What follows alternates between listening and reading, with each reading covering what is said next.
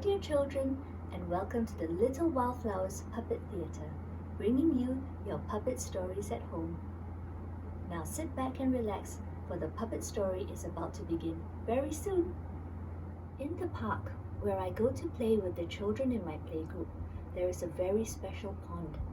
And in that pond, there are many beautiful orange koi fish.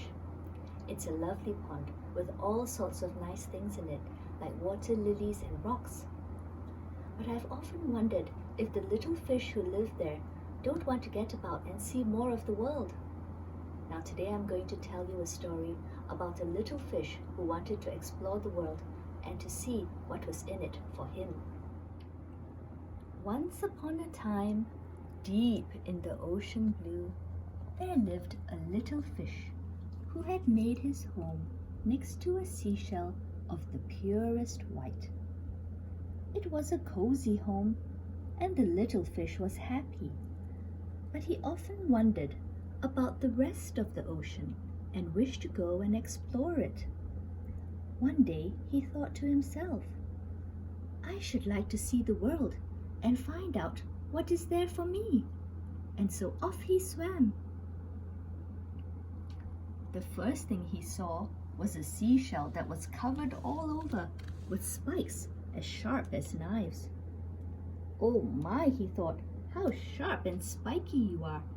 I had better not swim so close to you." And he gave that seashell a wide berth. Next, he swam up to a seashell that was as pointy as a needle. "Excuse me," he asked, "which way shall I go to see the rest of the world?" "That way," pointed the seashell. "Thank you," said the little fish, and off he swam again. Then he came upon another seashell that was covered all over with lumps and bumps. "Oh my," he thought, "how lumpy and bumpy you are. I should like to bump right into you." And so he did.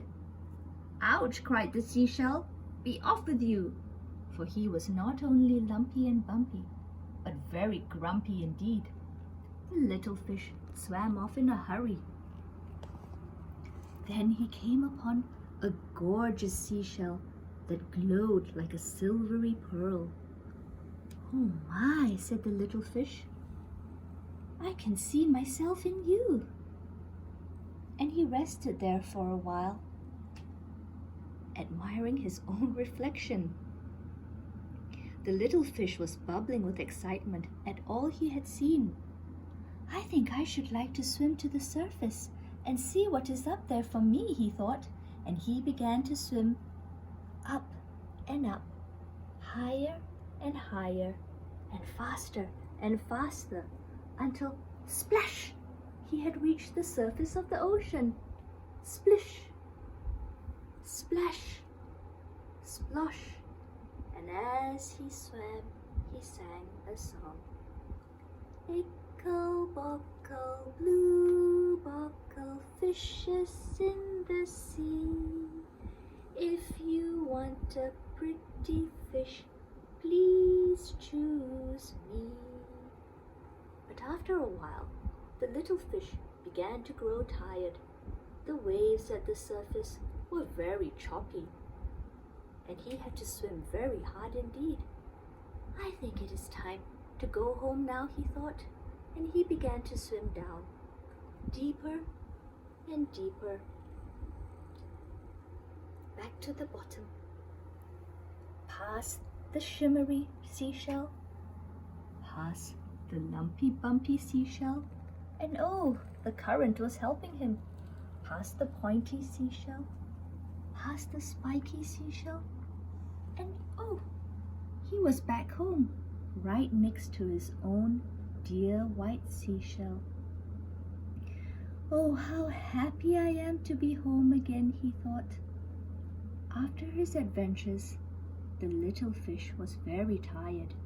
He snuggled up close, next to his dear white seashell, and he fell fast asleep.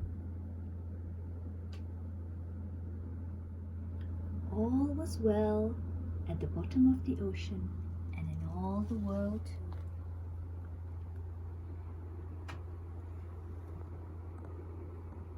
Ickle, bockle, blue bockle, fishes in the sea. If you want a pretty fish, please choose me.